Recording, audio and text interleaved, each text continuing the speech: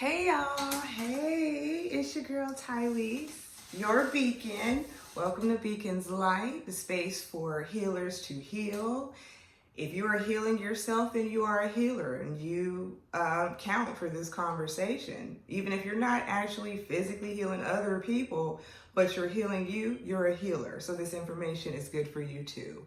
This also is for all of my healers, herbalists, psychologists, anybody who's looking for healing for themselves spiritually, because we don't really have a space for that, as I've said before. So I've created the space for healers to heal. Today's topic is about being open to learn from anyone and anything. I know a lot of times we get closed off, especially further along in our journey when we have discernment and we're following our intuition. Things don't really feel right and we feel like, I don't want to learn that. You want to be careful and not let your ego step in and tell you, you don't need to learn that because you're just not interested in it.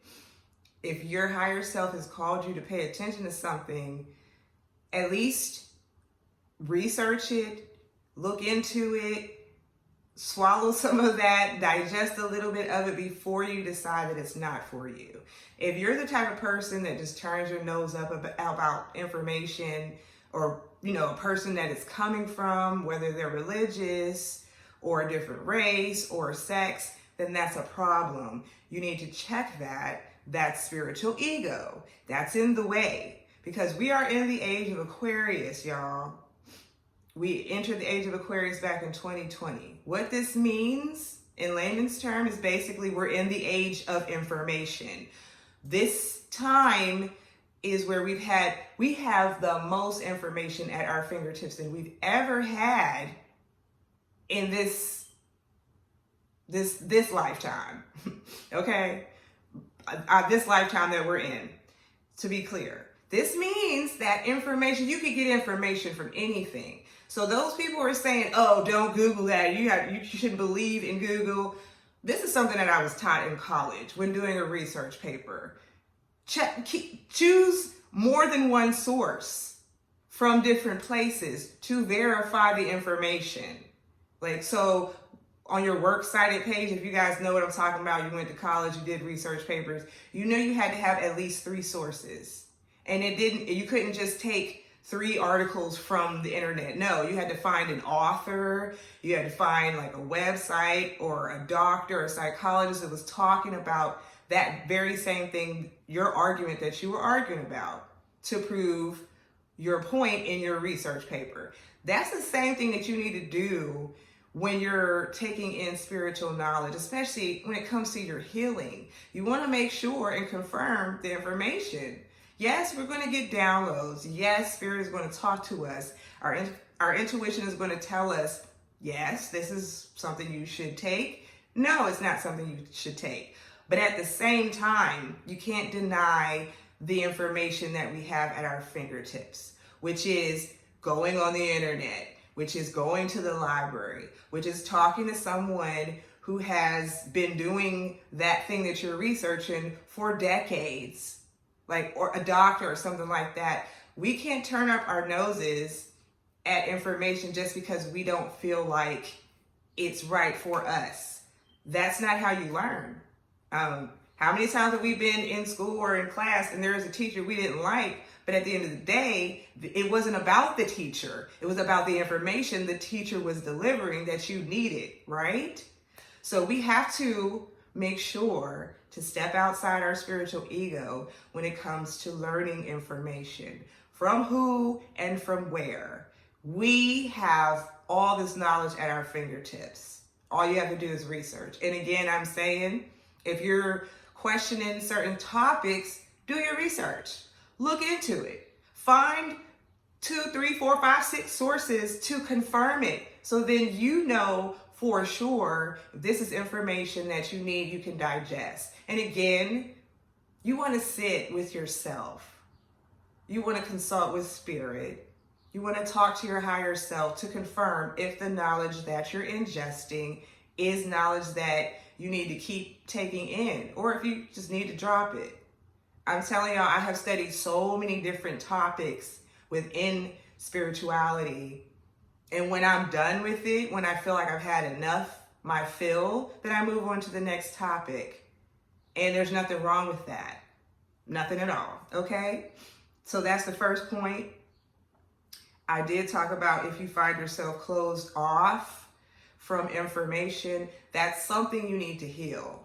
If you find yourself, you're not open to, let's say, scripture from the Bible, because there is information in the Bible that is things that we can learn from. You cannot discredit the whole book because there are things that have been misconstrued in that book. There's still truth in the book.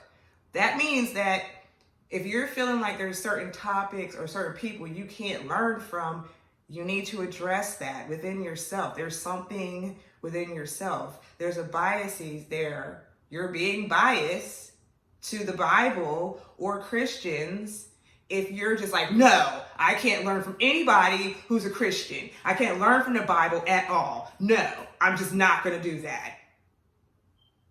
You're going to stunt yourself when it comes to elevating and gaining more wisdom and knowledge, because it's everywhere. It's in everything and everyone. You can learn from a bum on the street that you just gave $1 to. That could be an earth angel.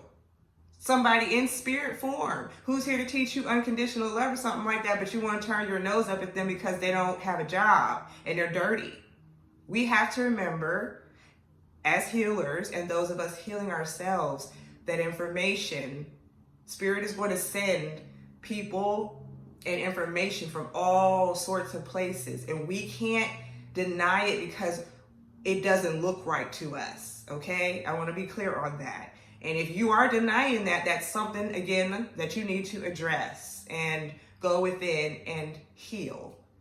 That's ego there. That's standing in the way of you elevating because you're being biased. There's no other way to put it. The next point I want y'all to understand is that we do not know everything.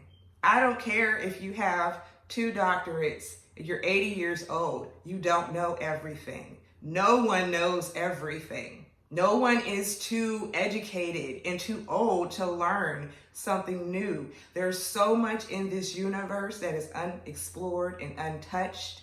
You're only using like 3% of your brain. If you're a genius, it might be like 6-7%. But understand, there's a whole capacity in there that we can unlock. You have to get outside of thinking that you know everything about a topic. And even if you've mastered that topic, I guarantee you there is something else about the topic that you haven't uncovered. And that's what learning and elevating is about. So no, you don't know everything. As a matter of fact, when I started really going deep in this journey, like 7 years ago, I had to tell myself, I know nothing. That was how I killed my spiritual ego, in thinking that I knew everything about a certain subject. I had to keep telling myself, you don't know shit. Point blank, period. Okay? Next, you must work on discernment. That is really important. If you feel like you don't know how to choose a topic to study, or you feel like you will choose something and you'll let go and you go to the next thing and you still feel like you haven't finished that topic, then this is where you need to work on your discernment. This is where you need to go within and ask your higher self what it is that you need to be working on, and to not be so hard on yourself. If you do lose interest in a certain topic, then that means it's not working for your higher good. You're not really interested in it. So don't force it. Don't feel like, oh, because I'm not really interested in crystals like everybody else in the spiritual community, then it's not for you. Everybody is not interested in crystals. Everybody's not interested in candles. Everybody's not interested in like incense and sage and so forth. Those are tools that you use. You don't have to be interested in those things to heal yourself. Again, they're tools. And I have a video talking about that, so you can refer to that. And if you don't know what discernment is, please research that word. and look that up. You know, I'm always going to have you do the work for yourself. Trust your intuition. The whole point of you healing, going within, is to trust yourself. Again, when we're searching for this knowledge and we're going outside of self, the main thing that we need to do is to come back within self and make sure that it is something that is working for us and for our highest good. So that means meditation, that means shadow work, that means constantly checking within. You have to trust your intuition. Most of my healers know that, especially if you've been doing this for a long time. I'm even guilty of slacking on, my meditation practices and going within. You have to understand that you need to preserve your energy and you need to continuously work on this. In order to continuously work on this, if you're ingesting a whole lot of information from everywhere, you are going to need to sit down and digest it. You can't just swallow a whole bunch of stuff. Eventually, you're going to have to digest it and allow it to work through your body. Whatever those vitamins and minerals are, as a metaphor for you digesting information, you're still going to have to sit with it and understand what it is that you're learning.